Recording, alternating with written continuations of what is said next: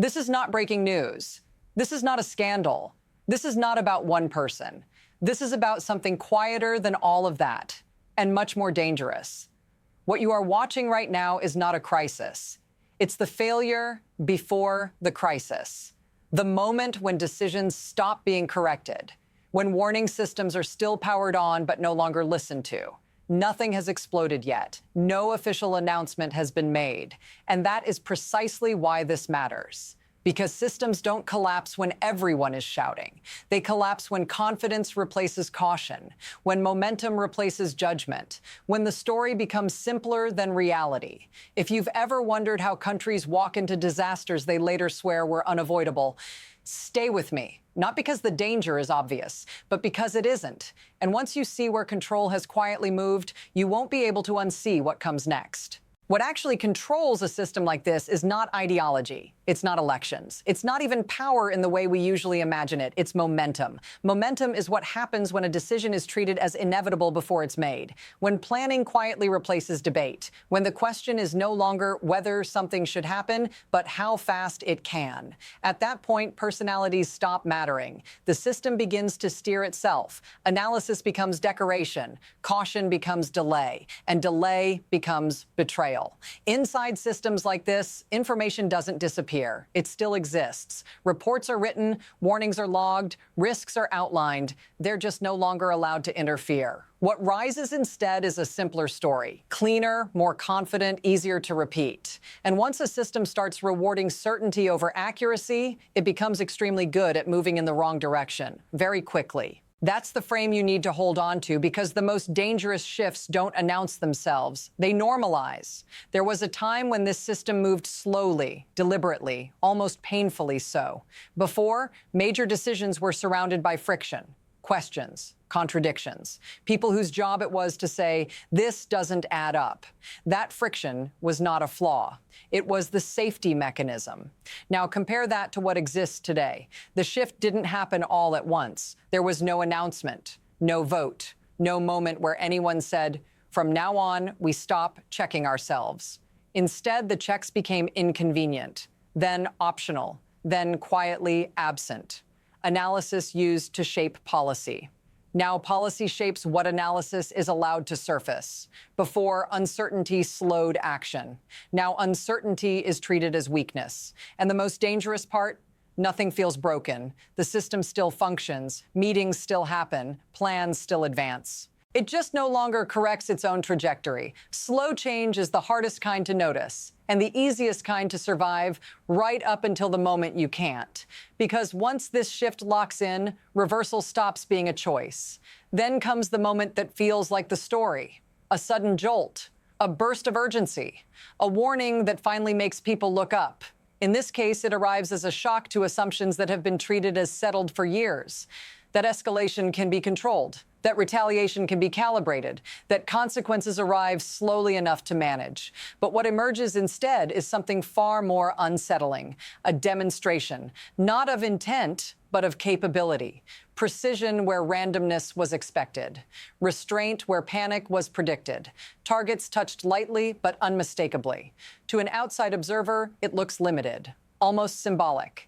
Inside the system, it lands very differently because it signals knowledge. It signals reach. It signals that the map everyone else is using is outdated. This is where confidence starts to crack. Not publicly, quietly, and if you're still with me, this is the moment to pause. Not because the danger has peaked, but because we're about to stop talking about what happened and start talking about how this system actually works. Here's the part that rarely gets explained clearly. This system does not fail because no one understands the risks. It fails because the risks are assigned. Damage is not eliminated. It is redistributed. Those closest to the decision absorb the least. Those farthest away absorb the most. Inside the machine, success is defined narrowly.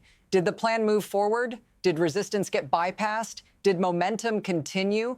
Long-term consequences don't disappear. They just fall outside the measurement window. Infrastructure becomes leverage. Energy becomes pressure. Geography becomes vulnerability. And suddenly, what looked like a military question reveals itself as something else entirely. A supply chain question, a pricing question, a stability question. The people who benefit from motion are insulated. The people who pay for motion aren't even part of the discussion. And once a system learns it can externalize pain without immediate backlash, it keeps doing it. Because from the inside, it still looks efficient. It still looks rational until the costs stop landing somewhere else. And that's where this begins to accelerate. Now the rhythm changes. Faster, shorter, less forgiving. Because once the mechanism is in motion, it stops waiting for permission. There is no warning shot, no gradual climb, no time to recalibrate. What was theoretical becomes immediate.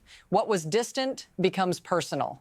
Fixed locations, known coordinates, predictable patterns. That's not a flaw, that's exposure. Energy routes tense, markets flinch, insurance evaporates, and suddenly, restraint is no longer a choice anyone controls. It's a race. Move first, hit harder, signal dominance, each step justified as defensive, each response framed as necessary. No one pauses long enough to ask who this pace actually serves, because slowing down now would mean admitting that speed was the mistake. And systems like this don't confess. They surge right up to the edge where calculation gives way to reaction, and reaction takes over completely. Here's where this stops being abstract. Because systems don't absorb shock. People do. You feel it before it's explained to you. In prices that don't quite make sense. In anxiety that arrives without a headline. You didn't vote on this mechanism. You don't sit in the rooms where momentum is rewarded, but you live downstream from every decision it produces. Energy isn't just fuel, it's heat, food. Transport, plastic. Time, when it tightens, everything tightens. Your paycheck doesn't suddenly grow new digits. Your expenses don't politely wait. They stack. And the most unsettling part, you're told this is temporary, necessary, unrelated. If this feels familiar, that's not an accident. Stay with me, not because this is about fear, but because understanding where pressure lands is the only way to see where it's coming from. And it's not done moving. By the time this reaches you, it's already moved past you. Because systems like this don't stay contained. They radiate. Energy markets don't respect borders. Shipping lanes don't pause for diplomacy. Insurance models don't care about intentions. What starts as a localized decision reverberates outward. Producers hedge, states hoard, allies hesitate. Suddenly, stability itself becomes a scarce resource. The same pressure that tightens household budgets begins distorting global relationships, not through speeches, through contracts, through supply interruptions, through quiet recalculations of risk. Countries that were never consulted begin adjusting anyway, not because they want to, because they have to. And this is the moment where prediction breaks down, because once enough actors start moving defensively, no single one is in control anymore. The system becomes reactive to itself, which means the next phase isn't shaped by strategy, but by collision. And collisions don't announce their direction in advance. From here, the system only has a few directions left. Not outcomes, paths. The first is adjustment, quiet recalibration. Costs acknowledged just enough to slow momentum without stopping it. Damage managed, narrative softened, pressure redistributed again. The second is erosion. Nothing breaks all at once. Confidence leaks. Institutions lose credibility one decision at a time. Markets price in instability as normal. People adapt downward without being told that's what they're doing. And then there is rupture. Not chaos, not collapse. Something colder.